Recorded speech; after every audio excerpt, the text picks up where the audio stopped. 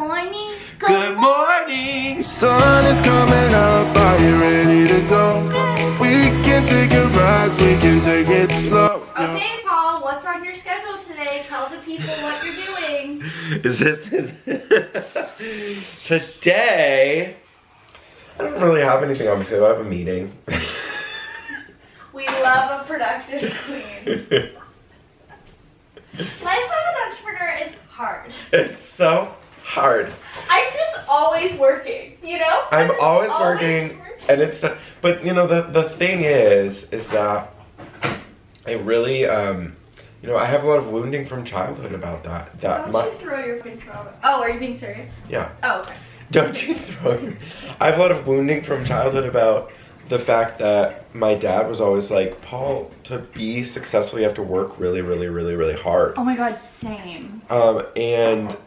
And it's like, yes, I'm working hard. Like, I'm always working because living my life is my job.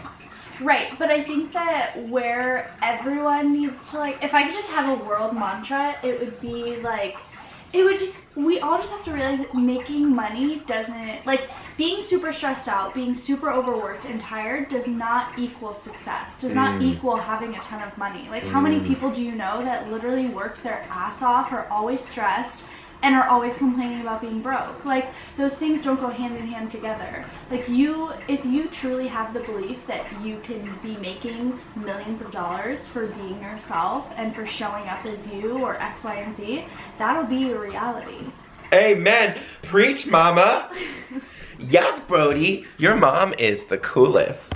I think I just refuse to play into this idea that we need to be overworked and tired and stressed to be successful, and that is enough, you know? Yeah. Like, you set your own standard for what is enough. Mm-hmm. And I feel like, especially with what we do, who wants to work with someone who's not even showing up for themselves? Right. Yeah. My morning time is so important, and so many people try to be like, well, I couldn't do that, or I can't do that. And I'm like, but if you woke up 30 minutes earlier, you could. Even 10 minutes earlier. 5 minutes earlier. Yes, I was gonna say 2, but no. You got there. Cat got her tongue. Cat got her tongue. Yeah, but I have a client who now, she wakes up at like 5, and her partner used to walk the dogs together. And I was like, oh, is it like a nice thing you guys do together? She's like, no, we just like feel bad if one of the other person's doing it. And I'm like, well, what if you asked him if you could take that time to like do your morning routine, so you can like do your self-care time, your check-in, like all this stuff? And she's like, oh, that's an amazing idea, I just never thought of it. So now, instead of doing like both of them going on the walk in the morning, he walks them in the morning, she walks them at night, and in the morning she has her morning time and doesn't have to wake up at 4:50 to do a morning routine. You know? Yeah. Well, and I think that's like the really beautiful thing is that when we step into the support, we just have another set of eyes and ears and minds on someone's life, that it could be really truly simple, but that's why investing in a coach is so important. Definitely. We're gonna have morning chit chat with Paul and Marissa. Coola do da-do. Brody was so offended by that. Do you see his face? That I laughed? No. Or that I was singing? Yeah, that you like broke out in song. He's like traumatized right now. Oh. You're thriving. Life tip number 1, who cares? You're thriving. So you guys, let me introduce you to my best friend, Marissa Lace. They're like, what's her name? Like, who is she? Actually, her name's Marissa Lace. She is a crystal goddess. Literally, she's made out of crystal. Ow. Shatters. Shatters everywhere. Shattered your knee. And she's also like a manifesting coach and just. Help your pineal gland. Really? Ooh. Yeah. I love. Isn't it amazing? It's a triangle. Like, how much does that just make you so happy? It makes me so happy. Is it for sale? No. Personal collection. Oh. Everything out is pretty much my personal collection. This huge basket of quartz. Personal collection. Lift it up. This is my personal collection of rose quartz. And the 2 like 20-pound ones on the ground. Oh my god, amazing. Right next to my phone, keeping it cleansed. I have a little quartz crystal on the back of my phone. Where'd you get that? From Tracy. I want to go to Tracy. I want her to like heal me. Yeah. We need to stop thinking we all need to be healed. Yeah, we're already healed. Yeah. I just mean like from all my Crest toothpaste, you know? Mm-hmm. From all those whippets. Yeah. Whip it real good. Bon, get it, go, go.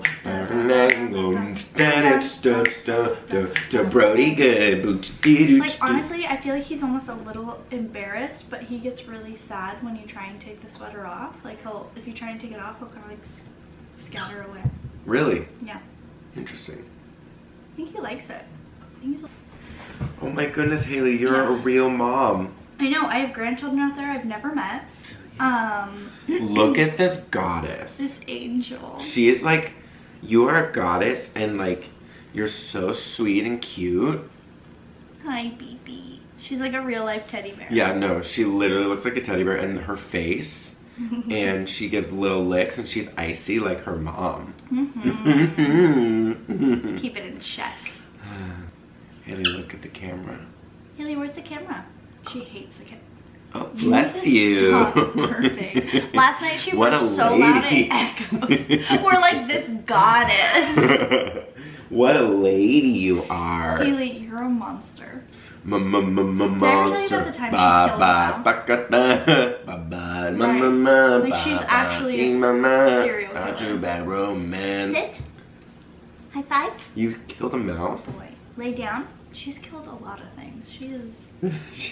You're like, she's killed the vibe. Yeah, my hope, my dreams, some relationships. What lessons keep popping up for you?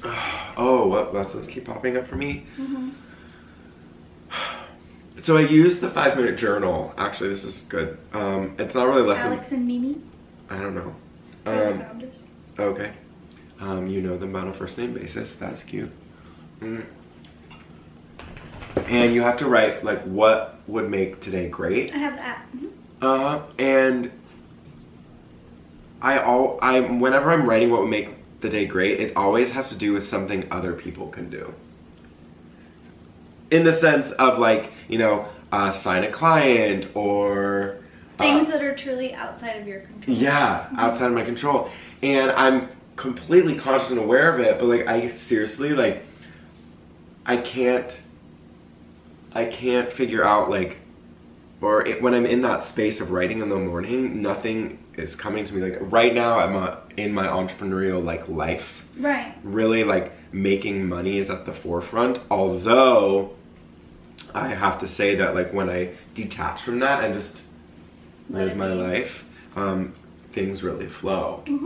So, so I guess that's something I'm struggling with is how to be okay writing something like I relaxed, you know, because once like what we were talking about before, I just really struggle with like feeling a lot of guilt and shame around the fact that I'm not working hard as defined by my parents and my entrepreneurial father who started a business in the early 80s where he was literally like banging down doors because there wasn't the internet, there weren't cell phones. I mean the like essentially male figure in my life was like my grandfather, who was like the captain of the Oakland Police Department. So he was a cop, so he was gone literally like over 12-hour days, would literally get called to just go.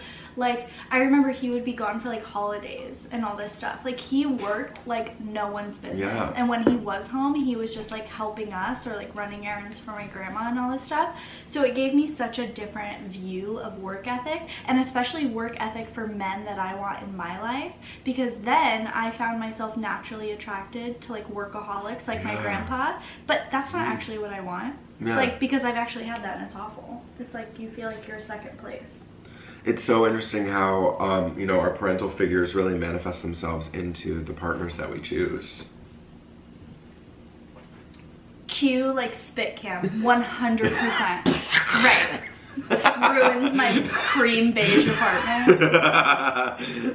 Well, at least it's not green like mine. I think that the coffee color. Everyone on Instagram was like, how do you keep your white rug so clean? I'm like, it's not clean. You're like, a filter? No, I'm like, it's not.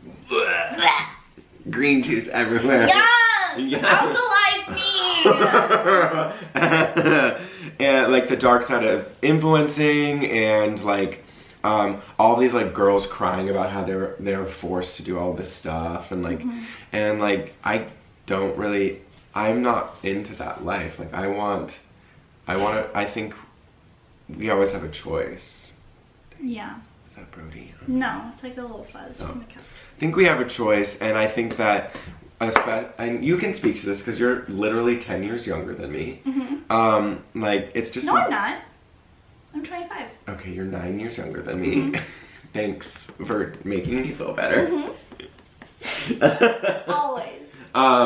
So it's like a different kind of... You're really good at saying no for the things that you don't stand for, but I think that we always have a choice, and I really want to stay very like true and positive. And well, yeah, and I've always talked to you about that, about staying very true to that, and making sure that whatever you're putting out there, or if I see that you're doing things only because other people want you to do them, I'm always like the first one to lovingly check you and be like, do you want to do that? Or I think that what it is like you just have to make sure that you're really staying true to you. So for example, with my audience, like, yeah, I'm an influencer and I've been doing it for X amount of years, but I've always been so transparent, and this goes back to my birth chart, my human design, everything. My whole life is literally about like death and rebirth and like all of these different things. I'm meant to change so much and like embrace that in myself, and so I've always been very transparent about each chapter of my life and each new thing that I'm into.